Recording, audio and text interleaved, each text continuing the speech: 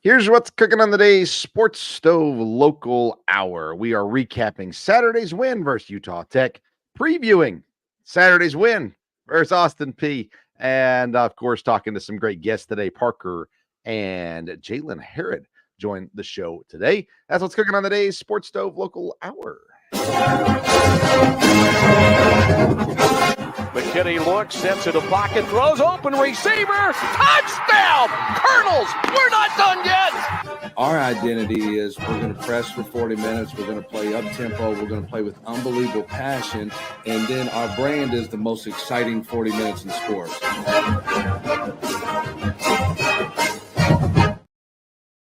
Welcome in to our all-new edition of the Sports Stove Local Hour, presented by Righteous Felon Jerky. Great partners. Glad to have them, and love the jerky that I've been eating. I got my dad some jerky. I still have to get Ryan his jerky, but very, very good stuff. You're going to love it. You got to try it for yourself. The way to do that is go righteousfelon.com. Use the code STOVE15 at checkout. You're going to get 15% off your purchase. I'm Vince Stover, joined as I am every week by the one and only Captain Rhino, Ryan Jackson. How you doing, man? I'm doing all right today. Good. So we haven't had a chance to chat yet about the weekend trip to Utah.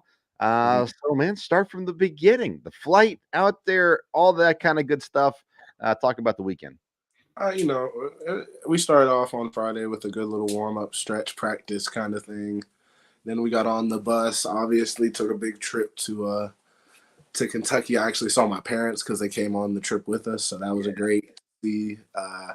Then we get to the flight, everything runs smooth, get through TSA just fine, and we're on up in the air to Utah. And once we get there, it's a completely different area than here.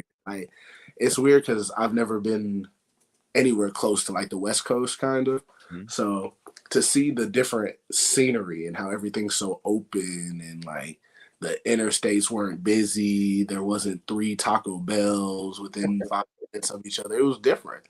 And it was cool because we had a later game, so we got to, between dinners and meetings, we got to like walk around and kind of see the place a little bit. Mm-hmm. So there's plenty of pictures of mountains and pictures of not like dangerous things, but stuff that looked right crazy out there that you would never have seen here. And we saw people parachuting behind buildings. It was awesome. Like, it was a cool experience. And then we got to the game, which was even better for us.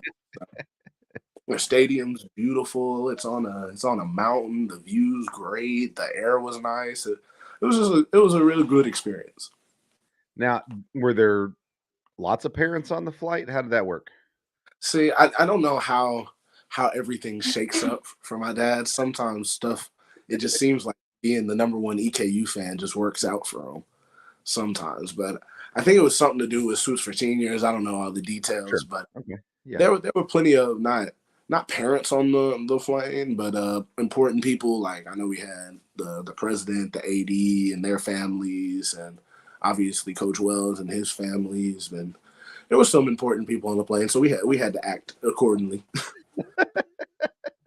Now, I'm assuming you've flown before, right? Mm-hmm. Well, you've flown to Texas, right?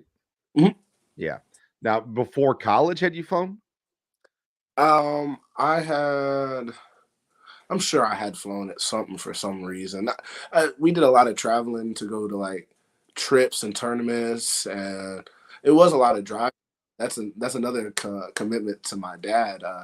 And I guess I got to praise him a little bit and shout him out on this little stream. My dad, that's the first time, at least what he told me, first time he's flown in 20 years. Oh, wow. Something like that. So a great honor, and I'm so proud of him. I'm so happy that I got to see him physically on the plane, enjoying himself on a trip. Yeah. So it wasn't the first time I've flown, but it's one of the, so hands to him, it's one of the first times he's flown in a while. And it was your mom's birthday this weekend? Is that true? Yeah, it was my mom's birthday. Man, how about that? That's pretty exciting. Now let's talk about the game a little bit more. And well, you guys did you guys do a walkthrough or something once you landed in Utah? Is that something? Oh, right? I almost forgot that part. Yeah, we did. We ended up going to some local high school there, and that's another thing. The high schools are built completely different than Then here, there's like palm trees in the back of the stadium. They have all this like open space. Is the only way I could really describe like places out on the West Coast. It's just so open. I spent a lot of time in Arizona as a kid, and there's so many parts of it. There's just nothing there. Right. Like you're talking about, just space. I Mhm. grew up as a some would call me a cowboy growing up. So wide open spaces, don't fence me and all that good stuff. Yeah, it's great out west. There is space. It's a little slower pace out there as well, which is nice. Not all the hustle and bustle that you see around the east as well. But you guys get into the game, and I did not have a chance. I did not get to listen to it live. I checked in on it throughout the evening a little bit. I was a little under the weather, so I actually went to bed fairly early on Saturday night with church on Sunday. Wanted to make sure I was rested up and ready to go. But that being said, you guys get the win, of course, 34-30 is the final. The first quarter, from the stats at least, didn't look too exciting. 3-0 Utah Tech. But Yeah. then the second quarter picked up 14-13 scoring wise in the second quarter. You guys went into the half down just by 2, came out in the second half, put up 17 in the third quarter, and hold them off in the fourth quarter, ultimately to get the win. So as the game goes, or first half, let's break it down this way by halves. First half, talk a little bit about how it took a little bit of time to get in the groove. Well, off the rip, we have to blame Patrick Nations for the coin toss. Now, yes, I call all the coin tosses, but I lost the last one against Gardner Webb, so it didn't matter to me. I had to ask someone else back there for their opinion, and of course, he calls tails. It's heads. Failure as another captain, but it's whatever. So we get the ball first, and Parker throws a pick on the first play. Now he did get rushed pretty heavy, and the ball's bad, but it's a lame way to start any game with an interception on the first play. But our defense comes out there, we get a stop, hold them to 3, and you could tell it was going to be another one of those EKU 60-minute games because it's a testament to us. We get everybody's best. Yeah. And I think that's the best thing about the schedule we play and the competition we play. We need everybody's best because that's the type of team we are and the type of team that we're going up against. We're going up against really good teams all the time. And those guys came out on fire. It was their homecoming. They didn't want to lose. They'd already had a couple losses in the conference already. I don't blame them for how hard they came out, but came out the first half, stuffed them for a little bit. And then obviously we moved on to the next half and we woke it up ourselves a little bit. Started airing it out a little bit more, getting the running game popping off. And our defense had been playing good pretty much the whole first half. Yeah. Now, talk about some of the big plays that went on. Again, I'm just going off of looking at the stats and kind of seeing how things broke down that way. But I saw earlier on Saturday night, I saw Mo Edwards was going off. He ends up with 101 yards, 3 catches, a touchdown, a 69-yard reception. Hunter Brown, he goes for 88 yards, a touchdown, a 40-yard gain as a big one. And, of course, Jado comes up big again, 7 catches, 74 yards, and a touchdown. Also, what were these big plays the offense was able to produce? They were definitely big passing plays. Our old line gave Parker great protection on all of the big plays that we had, but it's great to see Mo Edwards back out there getting to play, getting his groove on. He's starting to finally get comfortable again, and that's great to see him build his own confidence back up from the tragic knee injury he had the season before, and he came out high. He wants to get back to where he's performing, and that's what he comes out there and does. He only had like 3 catches, right? So that's even more impressive. 3 catches for like 100-something yards and a touchdown. He should have 2 touchdowns. He like head tapped some kid on the sideline that he just got out of bounds on. And the Hunter Brown catches. Hunter Brown was all over the field, blocking, receiving. It was a great game for Hunter. It's just Mo outproduced him a little bit, I would say. But it's one of those things where our offense gets into these dynamic modes where they can score. They can really light up a scoreboard. If you give Parker enough time, he can manage a game and get the ball to players, and they can do something with it. Now, the run game, we've talked about it all year. It's been balanced. It's been one guy going off, the other guy still having a good game. This was Josh Carter's day. 20 attempts, 125 yards, but his longest run was only 16 yards. So that tells me this was an all-day just beating that Joshua Carter put on Utah Tech. Yeah, Josh, if you see Josh back there, he's coming to get the tough yards. He's going for 2-3 a pop each time he gets the ball. And it's a mentality thing with him. You can tell he's in a different mindset than when he's not when he's practicing, but like game times, you can, if you look in his eyes, he's determined.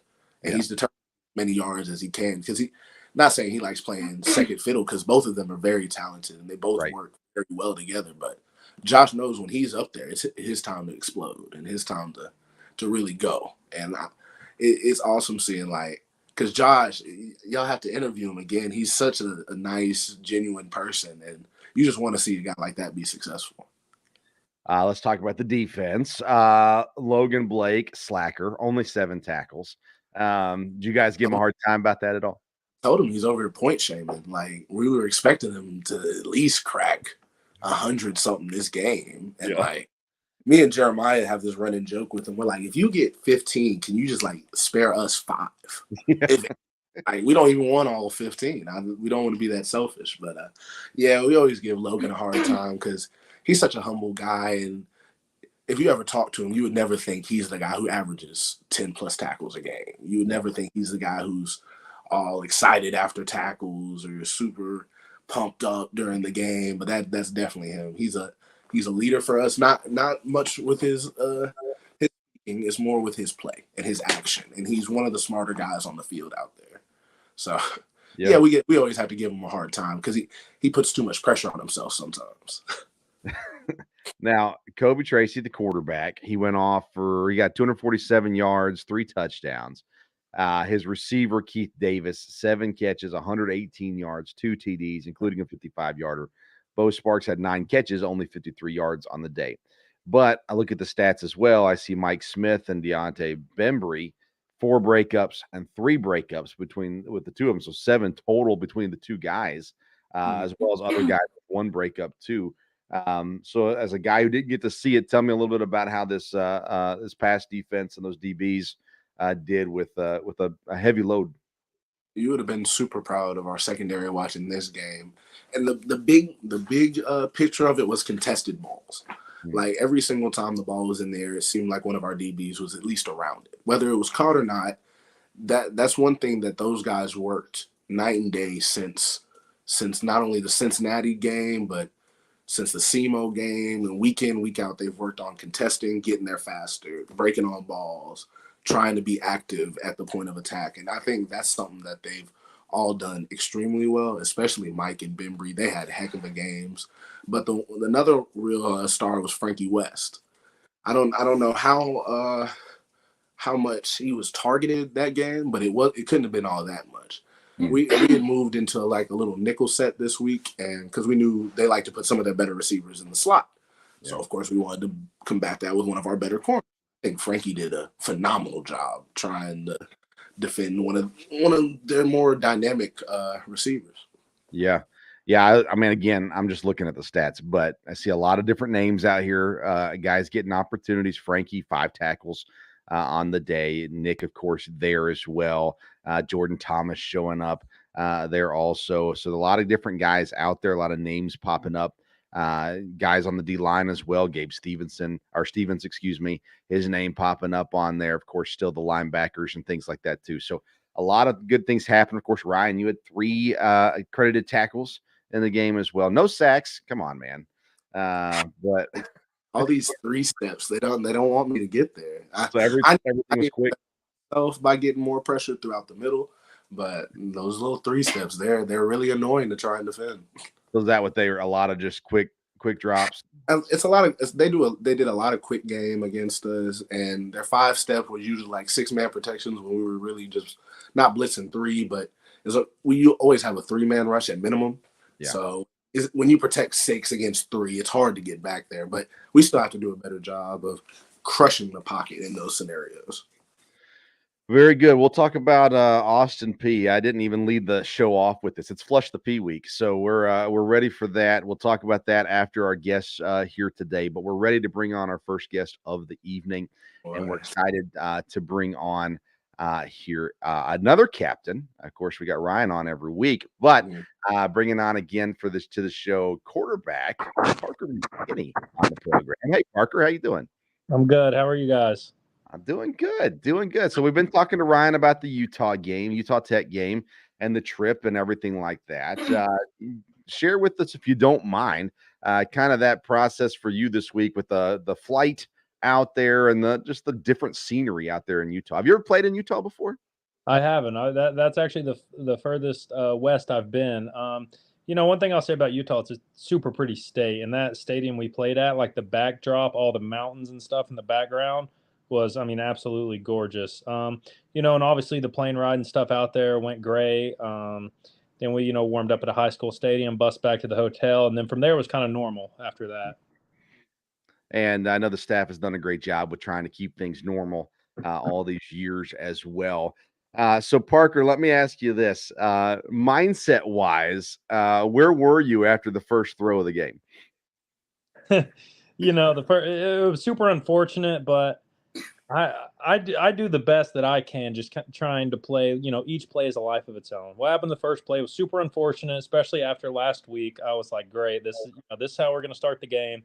But I tried to not let it affect the next time I went out there on the field. And obviously, our defense got a great goal line stand, which was huge for me because I was like, you know what, we're kind of back to square one now. We're starting a little further back, but we're back to square one. So that's kind of how I was trying to look at it. Well, yeah, after that first pass, you ended up going 21 and 33 after that, 322 yards and 3 touchdowns. So you figured it out and got everything working just fine after that point. I asked Ryan about these guys earlier, but Mo goes off. He gets 101 yards on 3 catches. 69-yard was the long pass there as well. You've been around Mo for a couple of years now. And being able to see him have that success. And then you had Hunter, who had a big game also. He goes off for 88 yards. He had a 40-yard completion also. And so you guys got things going in a little bit more of a dynamic way through the air this past week. And coming into this game, was there stuff that you guys saw from the Utah Tech tape that said, hey, this is going to be an opportunity for us to have some big passing plays? Or was it just kind of part of the offense? It really was just kind of part of the offense. Obviously, those guys that you mentioned had great games. Mo went over 100 yards, and he's been battling injuries back and forth for these last 2 or 3 years. So it was obviously great to see him have a good game, and then Hunter transferring in, him having a big game along with Jaden Smith. Obviously, great for those guys. Super happy for them. And then as far as what we thought going in, we knew they were kind of young and a little inexperienced in their secondary. So we knew that there may be some chances that we could take advantage of that a little bit. And obviously, we put ourselves in good situations with a few of the play calls against some of the coverages they were running on a few of the big plays and touchdowns, which ended up working out well for us. When you get this run game, we've talked about this. I don't remember if we talked about it at the weekly press conference last week or not, but me and Ryan have talked about the consistency of the run game and how it's been so solid this year. In the past, there's been good games, but then it just hasn't been that balance. Josh goes off for 125 yards, and they weren't massive runs over and over and over. It was just consistency, and Braden's still there with 54 yards too. So, if you don't mind, kind of talk about that run game and what it's been doing this year to build this offense. Yeah, it's been huge for us this year. Obviously it takes a lot off my plate knowing I can hand the ball off. And, these last couple games, we've been averaging over 4.5, 5 yards a carry. I don't know the exact numbers, but I know that's one of our goals as an offense. And these last few weeks, honestly, most of the season, we've been hitting that. And a lot of it goes to our O-line. We have a lot of experience in that O-line, played a lot of games, a few of those guys have. And, we have a few pieces on that O-line that haven't played as many games, but they're coming along great. And, everyone's kind of pushing in one direction, if that makes sense. They understand their targets. They understand, the people they're identifying and who they need to go to in the run game. And then obviously having two great running backs is huge for us as well. Knowing whenever you hand the ball, if they can make a guy or two miss and get the yards that they need to get. But obviously as an offense, that's been huge for us this year. Yeah, it's been fun to watch too. Rhino, what you got for Parker? Park, for a Tennessee guy to Tennessee guy, I gotta ask, since we're about to be playing a school from the home team, what do you miss the most about back home? Man, probably just my my family, and then some of my friends back home. I would say is what I miss the most. Obviously I've been here for the past 6 years. Richmond's kind of became my home away from home, if you will. But there's definitely some things I miss from back home. A lot of it, just being my family and being around, my friends and stuff from back there. I would say is the main things. Yeah, you're from East Tennessee. Me and Ryan are from Middle Tennessee, and it's a different world. Kentucky's kind of this way too, I would say. But in Tennessee, it's like you got West Tennessee, which you think of Memphis and that kind of scene. Middle Tennessee is very similar to Central Kentucky, I think, in a lot of ways. And then East Tennessee's the mountains and all that kind of stuff, smaller towns for the most part. Obviously, Knoxville's there and stuff, but things like that too.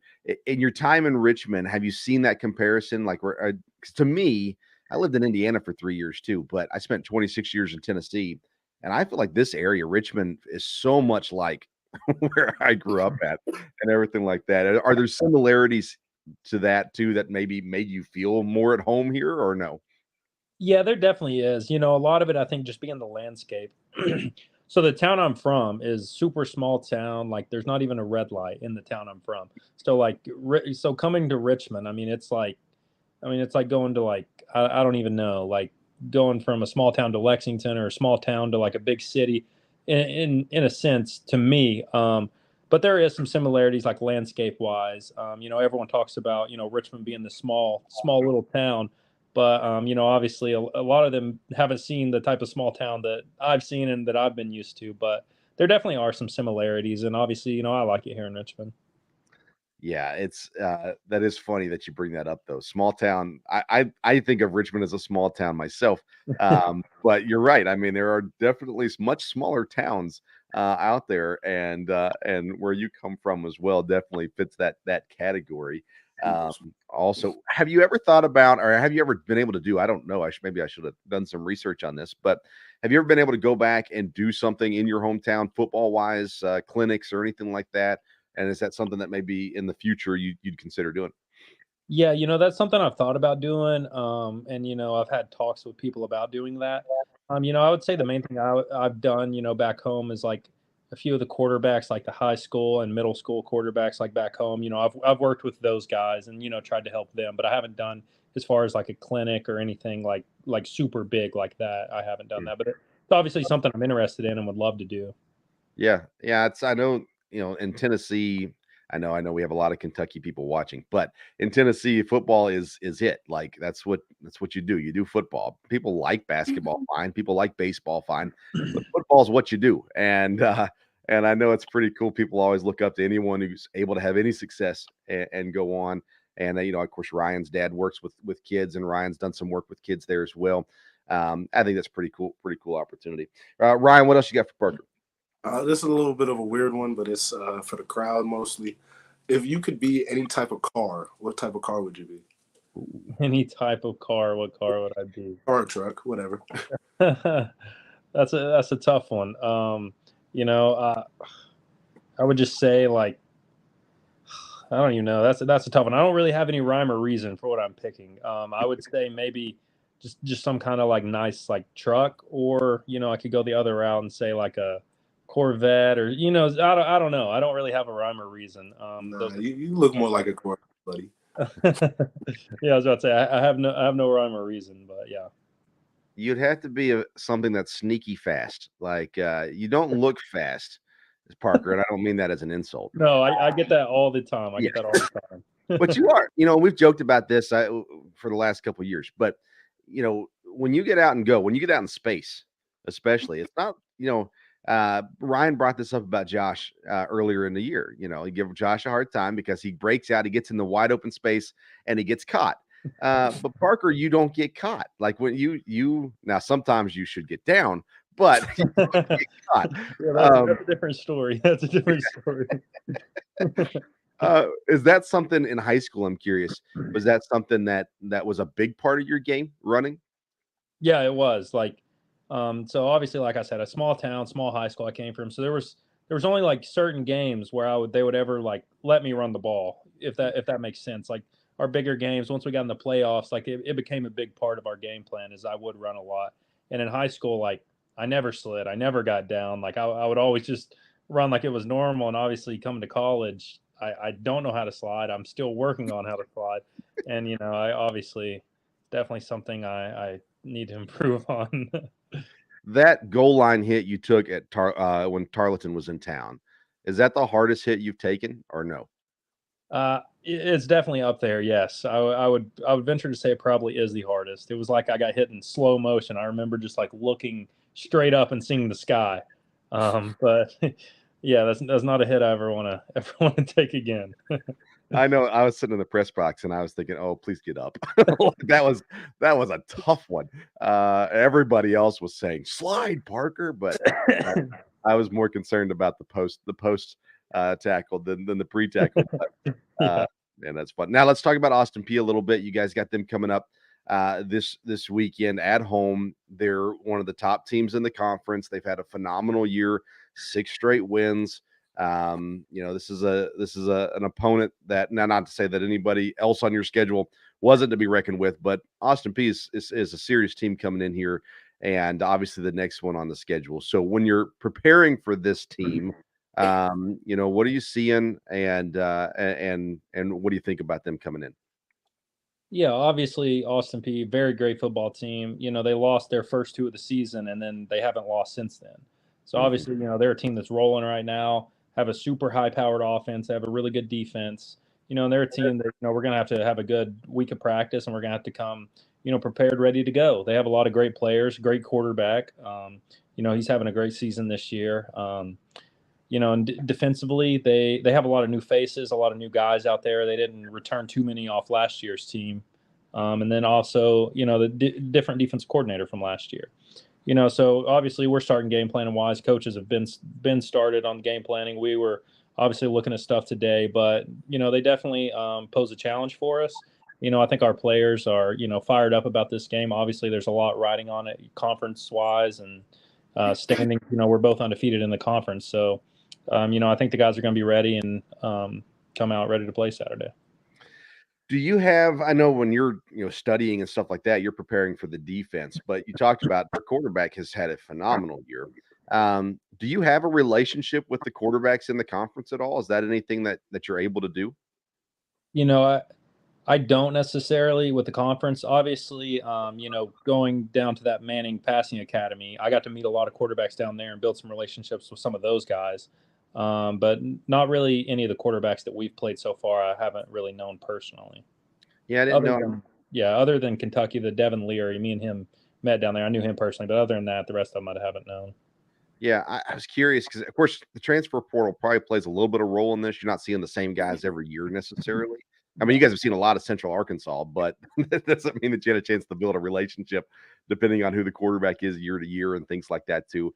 So I was just curious, yeah, because Mike I don't know if it's DeLalo or I'm not sure how you say his name, but yeah, I mean, almost 2,300 yards, 21 touchdowns, 8 interceptions. He's having himself a season. He played it in Middle Tennessee, where I grew up. Played there in college for 2 years as well, and then been here at Austin P now for a couple of years too. But it's going to be a fun game. There's a lot on the line, of course, for you guys. And the wonderful thing is that goal of winning the conference is still, I mean, it's in your guys' hands, right? Yeah, 100%. And I think that's obviously one of our goals going into the season was to win the conference, and in order to do so, we have to keep winning and go on a little win streak these next 3 games. And Coach Wells hit the nail on the head earlier, talking to just the team about as a team we're in a really good spot right now health wise, which is rare this point in the season because last year we were not in this situation. So obviously we have a lot going for us right now, and hopefully we can stay healthy and the guys can, keep buying into, what we're doing and what we're trying to get accomplished. And hopefully these next 3 games, we come out and play hard and get the wins. Awesome. Rhino, anything else for Parker? Nah, maybe a statement. Only the hardest hit. I'm not on the other team, but that's whatever. It would be a harder hit if I was on the other team. But nah, I don't got nothing for Parker. Someday, Ryan, someday you guys will meet in the NFL and you can hit Parker as hard as you want at that point. That's the goal, the dream.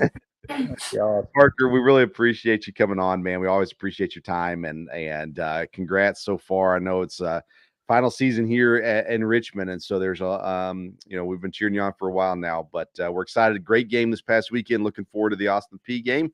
So good luck coming this Saturday. Thank you. Appreciate you guys having me on.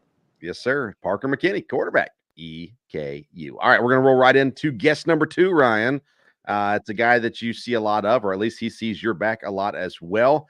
He is a linebacker, Jaylen Herrud, on the show, and he's muted. But Jaylen, welcome to the program, man. How you doing?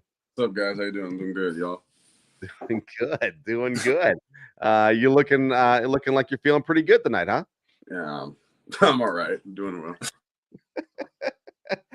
So pretty good game this week. 5 tackles, long road trip, everything like that as well. You get back home, getting ready for a big game, conference game against Austin Peay and everything like that. We'll start with the generalities of the Utah trip because I like hearing your guys' experience out there. Parker said it's the furthest west he's been. How about you? You ever been to Utah? Oh, no. The Wild Wild West was definitely an experience for sure. I love it. Yeah, I mean, we talked about the gorgeous views and all that kind of stuff as well. But at the end of the day, your defense came up pretty big. Big stop early in the game, continued to hold and gave plenty of opportunity for the offense to do its part. We talked about earlier, Logan Blake slacked off this game with 7 tackles. Did you have any words for Logan after the game? Nah. It wasn't really our game to have, or for him to have 21 like he did the week before. But we definitely did mess with him about having the season low. Yeah. Talk about the changes in that room. Again, it's been every year, right? Every year since you've been there, there's been a lot of transition within your room. And now this year Logan comes in, Kyle comes in also. And then you've got Eli there with you that's been there. But Logan comes in. What has he added to the room this year? Man, he's added years of experience. Not many people know this, or at least have done the research on it, but he actually started off as a DB in his college career, and he was a lot less buff back in the day. So he has a lot of knowledge on football, and he's a guy who stays in the film room. He gets the edge on all of our opponents, and when we come over the sidelines, we make adjustments. The dude is calling the plays bar for bar and saying who the targets were, what the blocking scheme was. Like, it's nuts. And that experience has just added a lot of focus to the group. So, not everyone's scrambling to get, everyone's tendencies to the minute detail. It's like, I ain't gonna lie. I can think about, first through third down or P and 10 or a certain situation of football. And Logan Blake has definitely got the other. Like we can work on the fly with him, and that's because of the experience and the time he takes throughout the week in the film room. Yeah. Now we didn't bring you on to talk about Logan, but one more Logan question. He comes from a small school and a lower level competition. Were you surprised with how high level talent that he is, considering that this is the first opportunity he's had to show it at this level? Oh, absolutely not. I mean, have you seen him in person? Yeah. Like, he's a unit. Nah. In the summer workouts, when we get in the Vertimax pads or whatever the pads are that we use to test our vertical, he was jumping 42s like mid-summer workouts. It's not a surprise at all. Honestly, I was surprised to hear that from Marion when I met him and saw him work out and stuff. Yeah. Now back to you. So physically, you had some bumps in the road this year. Got injured early on. You're obviously back now. Are you at full strength, or are you going to be playing kind of banged up all year? I mean, football is a sport that you never play at full strength, if we're being honest with ourselves. I'm banged up enough, but I mean, like I said, Coach said earlier in our meetings, we are as healthy as we've been at this point in the season. And like the last 3 years I've been here, and I'm a part of that as well. I've sustained a lot more injuries in years past at this point in the season. So, comparatively, I'd say I'm doing all right now, physically. Awesome. Now, Ryan, I know that you and Jaylen don't get along at all. There's this constant conflict between you guys, but I'm going to open the floor to you to ask any questions you got for Jaylen. See, I don't know why we keep bringing this guy on the show. Like, I get it. He has a great smile, great personality, great guy, but like, I mean, that's pretty much, yeah, whatever. But I want to ask, so there's a lot of things about me and Jaylen that are real similar, actually. We're not only both a conference champion, we're both with however many opportunity bowls we have, opportunity bowl champions. We're both also high school state champions. Mm-hmm. So, Jaylen, I got to ask, you've been on many, many championship teams. What does it take to be a champion, or at least a winner? To be a winner, first of all, someone's got to like you, because someone's got to buy into you. Every championship team I've ever been a part of, especially here, they are centered around a love for each other. You can have all the athletes in the world, you can have the greatest coaching staff in the country, but if the guys in the rooms, in the position rooms, in the team room, in the units, if they don't play for each other, if they don't love each other, if they don't have passion, purpose, and pride, if they don't do those things, then their success is only limited to their egos. But what it takes is having a group of guys who really will go out and lay everything out on the line, not just for themselves, but for their team. It's the most important thing, I think, in every championship team. And after that, follow suit with everything else that it takes. Focus on the details, execution when it comes to game day, and all the practices throughout the week. Loving and serving, or loving your teammates, that is what will get any team to that level. Great question, Ryan. I'm going to clip that and send it to my basketball team tonight. We got our first game on Thursday of the season. That's going out to everybody tonight. Great answer as well, Jaylen. I love it, man. I mean, that's what it is, right? And Coach Wells has done a great job, and the staff of building that culture. You guys have been a big part of that because of the time that you've been here. How does it? I think we've talked about this before, Ryan. But Jaylen, what would you say to maintain and to improve the culture? Because you've got it now in a spot that's good, but obviously you don't want it to just be stale. So how do you do that with the incoming freshmen, with the incoming transfers, and all that kind of stuff? How are you able to maintain that culture in the program? Well, there's levels to it. I guess it firstly would start from top down. It starts with recruiting, the type of guys that the coaches are looking for, the places they're going, the people they're seeing. And I think over the years they've proved that they have a great gauge on people and how they fit in our program. And then it comes to a matter of the guys accepting, welcoming, and like you said, maintaining the culture with newer guys. But when you recruit new people, both high school and transfers, you're hoping that they can add some type of value to the team. So after you do your recruiting, get the good guys to come in, and you establish what the standard is, you could only hope that the new guys that you bring in have more to bring to the table to elevate that standard. And I mean, after that, it's all about practicing hard, training hard, and then playing hard. And after you do all of that, the culture can only improve. I love it. Ryan, what else you got for Jaylen? Well, this is just another question that I asked Parker earlier in this interview, and I think you would have a more interesting answer. If you could be a car or a truck, which kind of car and or truck would you be? A bug. Punch back. A bug. I knew I was asking you. Hold on. Why? Hold on. I knew you wouldn't be more interesting than why a bug? Because actually I see it. So, but I want to hear your reason for it. What other car do you know has superpowers? Like, well, Herbie was a lot of them, man. I'm older than you, man. There's a lot of cars with superpowers. Actually, no, there is one. Didn't the Punishers have one back in the day? Am I tripping? Someone with a skull on their chest had a cool car. Oh yeah. Yeah, No. the Punisher had a cool car. Yeah. Yeah, but you got, man, I'm not going to get into this. There's a lot of cool cars in the world, and especially in the entertainment world and everything like that. But I see a bug. Here's why I see it being a good answer for you, Jaylen. Is a bug it's a little different, and it doesn't. You wouldn't think by just if you just saw a picture of it, you wouldn't be like, man, that's awesome. But when you start to learn about the bug, you're like, you know what, that's a pretty cool car. And now I don't think a dude should have a bug, but nonetheless, that's anybody's business. They can do whatever they want.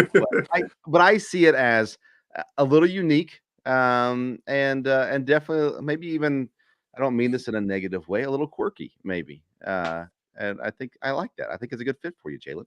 I'll take it. It's fine. Yeah. Different. Definitely the answer. Different. Different. Yeah, I want to make sure I don't get any emails from your mom saying I was being mean to you. I don't mean it in any way negative. All right, I'm being very kind. I promise. Talk about your support system at home, your family, and just the support system that you have around you, because I think that's a pretty important part of success as well. Yeah, man, I've been blessed to have a lot of support in my life from people who care about me and love me a lot. Starts with my mom. She's been my best friend since we were little, or I was little. We've been through a lot together, and she's always made sure that I was of some understanding that I can be as great as I want to be, and I can do anything I put my mind to. And I really took that with me through my formative years. And as it stands now, she still is the cornerstone of my support. And then it's the rest of my family, my dad, my brother, my siblings. They all support me so much. You know, my mom's friends come to see me play. My aunt and my uncle came to, what was that? North Alabama, I think. Yeah. To watch me play and support. All because, you know, my mom posts on Facebook every week to let everyone know that I have a game to play. And that she's so proud of me and all that. And then here, the people, my teammates, my coaches, despite it being a production-based business, there's like everyone here is surprisingly supportive, and we come together as a team. It's one of the main reasons that I've still been here after all these years, is because I absolutely love the people here, the coaches, my teammates.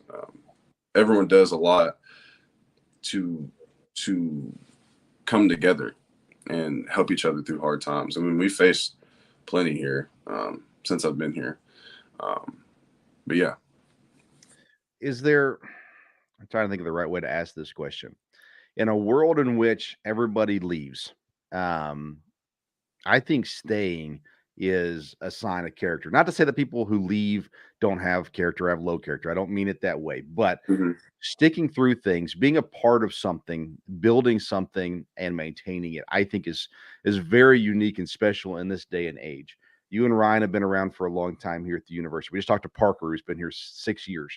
You know, and you just mentioned it. One of the reasons why you're still here is that system and the support system around you and the people that are here. You've seen guys come and go. And with that being said, would you encourage people to stay? Or would you say each situation is always different and you got to figure out what's best for you? I mean, I think generally that's the answer, but what would be a good reason for anyone, no matter where they are, to stay where they are?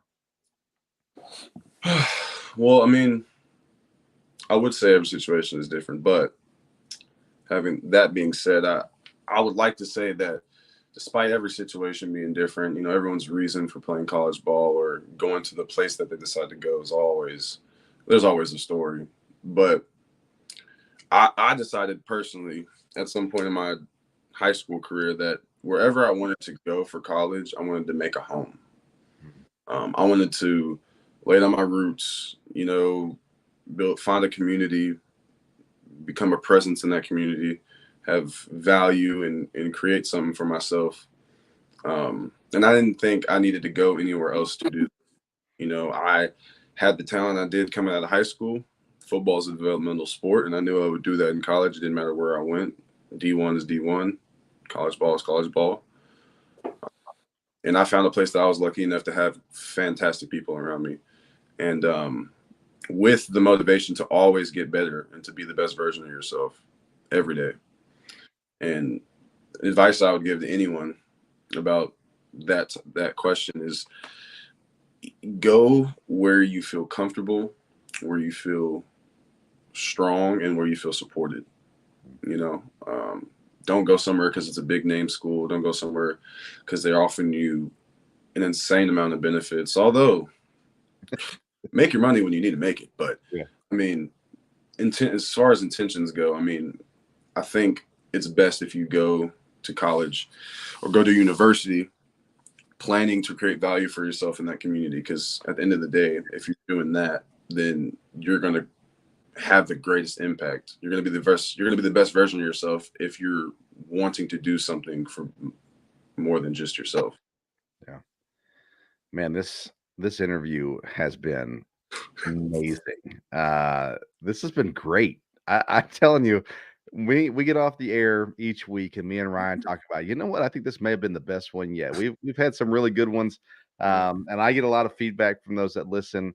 Jaylen, this has been an absolute pleasure, man. We got a little deep in this one. I like it. I like it a lot. Rhino, any other questions for Jaylen? I got one more question, but just another statement on the recruiting aspect. Go where you're loved. Go where people love you, where people will respect you. Go where you feel like your value will be. You can blow up in your own value. Yeah. But another question I got for Jaylen is like, what Jaylen got a lot of talents other than just football. Like, so please tell the people something that they probably don't know about you. I mean, everyone knows I play the guitar. I got caught on the podcast before. That was funny. I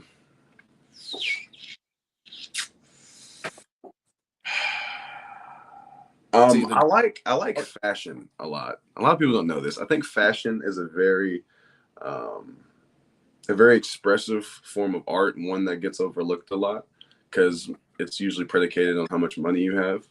But I like fashion a lot. It's actually very epic to me, and I like dressing up nice, not just to look good, but to express how I feel, express how I am or who I am. Something about wise men once said, look good, feel good, play good. And that's not just on the field for me. I think it's an everyday thing. And I have 2 cats. Okay. Do your cats wear clothes? Do you put sweaters on your cats? No, they would hit me. That is a weird trend. Them poor animals don't need that. They have fur. Okay. Who's the best dressed guy on the team? It's not me. It's going to be between Jordan Marshall or Josh Carter. Oh, Ryan, what are you thinking?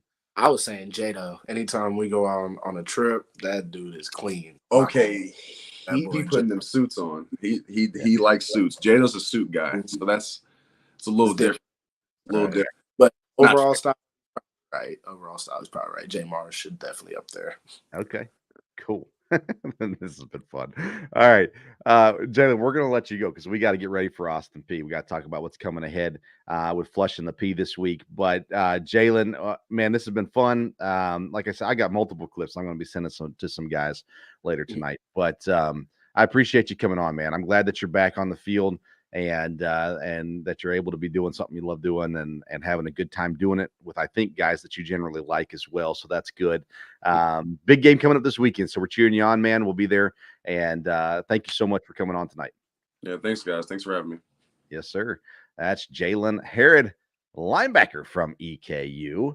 We're going to take a quick break. And when we come back, we are going to be looking at Austin P and what is ahead for this weekend. With over 20 years of experience, Matt Schaefer and the good folks at locally owned IPM Pest and Termite provides pest control service for all of Central Kentucky's pest control needs. Whether you have a current pest control problem or want to prevent infestation from ever entering your home, IPM Pest and Termite offers maintenance programs that will help keep pests out of your home and provide peace of mind. So for dependable, reliable services that you can count on, get in touch with our good friend Matt Schaefer at IPM Pest and Termite today at myipm.com. That's myipm.com. Welcome back into the Sports Stove Local Hour presented by Righteous Felon Jerky, and it's time for our Pest of the Week.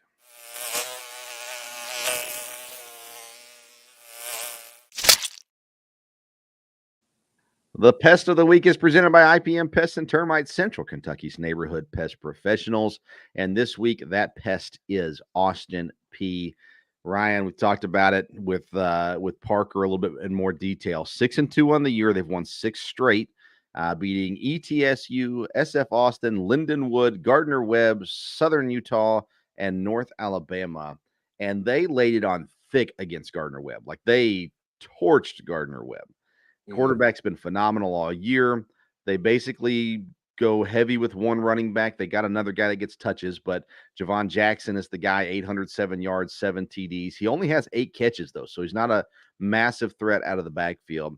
And then they've got three receivers that are just tearing it up so far this year. They've combined for 100 catches, 1,500 yards, and 12 touchdowns. Trey Goodman, Trey Shackelford, and Cam Thomas on the year. So when you're looking at this Austin P offense, what are you guys going to have to do really well this week? Like we did last week, we're going to have to make a lot of contested catches, or at least force contested catches. They're a really good team, really good dynamic offense, stellar defense, and they got some players that can really move. I think the best way to get after them, we're going to have to get after them up front. I mean, you know, I'm not going to say the basics. We got to play a well-rounded overall game. Yeah. And we're going to have to be in a fight with these guys. It's going to be another 60 minutes, going to be another barn burner in Richmond. But it's a fight. And when you list off their schedule, the only team I don't hear is us, because right. they haven't been in a fight with us. I don't care who you play, who you played before us. When you come to Richmond and you come to EKU, you're in for a fight, and I think that's what we got to do. I think we got to bring the hammer to them. Yeah, I mean, you look at what they've done so far this year, and I mean, like I said, they blew out Gardner-Webb, but relatively close game against North Alabama, a very close game against Southern Utah. It's a double overtime win, and SF Austin was only a 2-point win. So I'm not sure what happened in that Gardner-Webb game. 41-14 was the final score in that one. Right. So it may have been the quarterback. That may have been when the quarterback got hurt. It was freshman first game. Yeah. Okay. No excuses, but sure. So they're not. It's not that they're unbeatable, even though they've won 6 straight. Their losses came to Southern Illinois and Tennessee to start the season. But I mean, this is a game. I don't know. I grew up hearing about Austin P just because we were in Tennessee, and so you knew about Middle Tennessee, played them all the time, you know, stuff like that too. So they're a college that I've heard about a lot in my life. That said, this is no game has been an easy game for you guys, but this one's definitely not going to be an easy game for you guys. Yeah, definitely not going to be an easy one, especially because we kind of owe them one. They beat us last year when we went to their place, and I feel like this is one a lot of the players are not only confident in, but kind of excited for, because it's the second game of a 4 or 3 game stretch that we're about to go on, and a little journey. I don't think anybody's ready for the story to be done yet, or anybody's not ready to leave their mark anywhere. I think this is just the next game, and that's how we kind of have to treat it. You can't treat it like it's a Super Bowl. You can't treat it like it's the conference championship. You can't treat it like it's just another game in Richmond that we're used to. And a good team is going to come in here to play a good game, and I think that's the most exciting part for our guys. Like I said, it's a fight for us. We're ready to fight. We're ready to box it out with anybody. So I think that's what gets people more excited. The fact that we know it's going to be fun. Did you know that outside of Central Arkansas, you guys have held teams to the lowest amount of points in conference play so far? So you I didn't guys know. are the second leading defense in in conference play. This isn't your full schedule. Just in the 3 games you played in the conference, you guys have allowed 87 points. Central Arkansas has allowed 69. Then there's a couple teams that have allowed 90 plus, and Austin Peay's allowed 104. So the defense has been doing its job, generally speaking, this year. Have there been, flaws? Sure. Have there been issues? Sure. But you guys have been playing really solid defense. So when you have this offense coming in, they've only scored 12 more points than you in conference play, so I mean, I look at them and go, this could be a very dangerous team. But at the end of the day, they're not as good as maybe their record. That's the wrong way to put it, but their record makes them look nearly untouchable, and Yeah, it they're makes not. him look like Goliath. Yeah, yeah, and they're not that, right? I wouldn't. You can't say a team's not good because Right. especially such a winning streak like these guys are, and they're on a roll. They're confident, and if you ever watch their games or watch their staff, that's kind of what they build themselves on, the hype trains. They're all jumping around, all moving, they're all got the rally towels. They're an exciting team and they're exciting to watch. So it's whether that means they're the most explosive in the world, I couldn't tell you that. I couldn't tell you if they're the most sound in the world. I couldn't tell you if like their details are better, but I know whatever they're doing, they're winning. So that's how you kind of gotta look at it from an outsider perspective. Mhm. Whether they're good or not statistically, they're winning, and that's the biggest statistic. As long as there's a 1 in the W column instead of a 1 in the L column, Yeah. that's what makes a team dominant. Not per se the stats sometimes, Yeah. because you can be statistical nightmare, and the one day you don't score points, you lose. Right. So, Good point. Good point. Now, this is at this point in the season, the biggest game you guys have. Both 3-0 in the conference. Winners first place, standalone first place in the conference.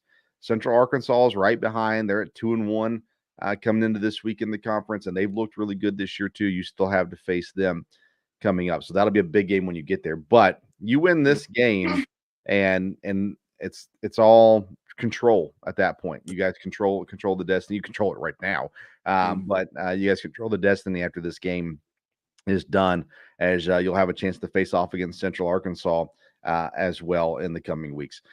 App State's coming to you versus you going to App State. How big is it to have this one at home? I actually think this is it's going to be a big deal, Yeah. especially like I said, they beat us last year, and we're just coming off a really good win. Last home crowd we had was pretty good. Hopefully we get everybody here to pack the kid for this week because it's going to be a big one. Yeah. I think having it at home, I don't know, the environment's just better. I don't know. It feels like when we go to other places, and this is no offense to any other stadiums, it just doesn't sound the same. Hmm. And I like the loud games. I like when crowds really into it because it gets us fired up too. So I think having it in Richmond, we know the fans come out. We know the fans are going to come crazy. They know all the drunk people are going to be over there tailgating.